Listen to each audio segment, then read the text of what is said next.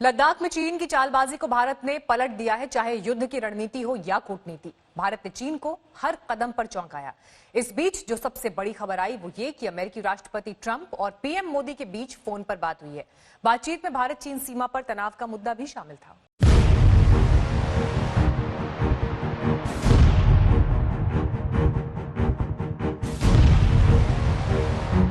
भारत चीन तनातनी के बीच आखिरकार ट्रंप और पीएम मोदी की बात हो गई।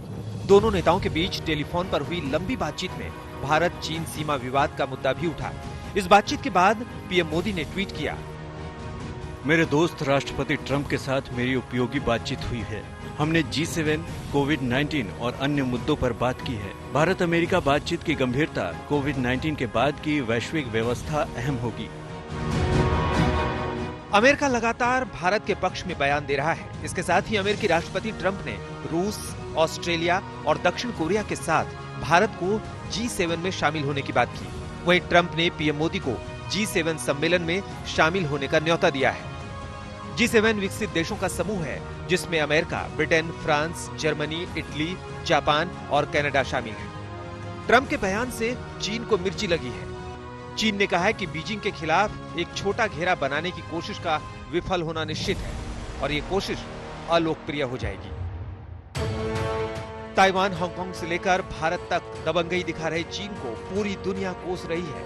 वहीं भारत के खिलाफ शक्ति प्रदर्शन कर रहे चीन को अमेरिका ने कड़ी फटकार लगाई है। लद्दाख में भारत चीन सीमा पर बने तनाव को लेकर अमेरिका ने चिंता जाहिर की है।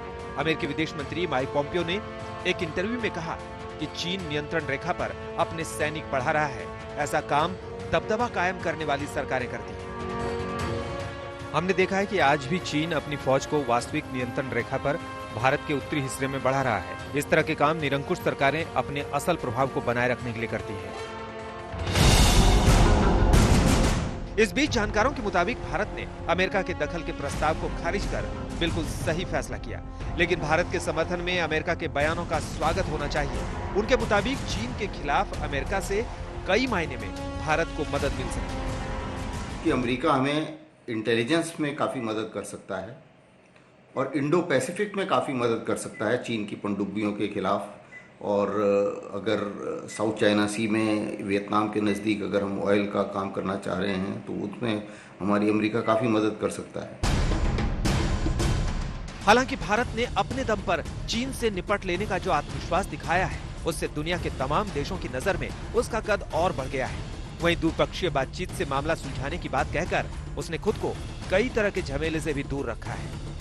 भारत की भी यही कोशिश है कि तनाव किसी भी सूरत में न बढ़े, बल्कि मिलिट्री लेवल पर यदि बातचीत करनी है तो मिलिट्री लेवल पर बातचीत करके, डिप्लोमेटिक लेवल पर बातचीत करनी है तो डिप्लोमेटिक लेवल पर बातचीत करके उस मामले को सुलझाया जाना चाहिए।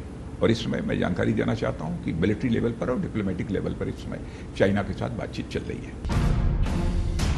चीन से तनातनी के बीच भारत के लिए फ्रांस से अच्छी खबर आई है। फ्रांस ने भारत को भरोसा दिया है कि कोरोना संकट के बावजूद लड़ाकू विमान राफेल की डिलीवरी टाइम पर होगी। राजनाथ सिंह ने ट्वीट कर इसकी जानकारी दी। कोविड-19 की महामारी से पैदा हुए संकट के बावजूद फ्रांस ने भरोसा दिया है कि राफेल विमानों की डिलीवरी समय पर की जाएगी। पहली खेप के तौर पर 4 राफेल विमान जुलाई के आखिर में भारत को सौंप दिए जाएंगे। राफेल विमानों का पहला स्क्वाड्रन अंबाला में पाकिस्तान से निपटने के लिए तैनात किया जाएगा।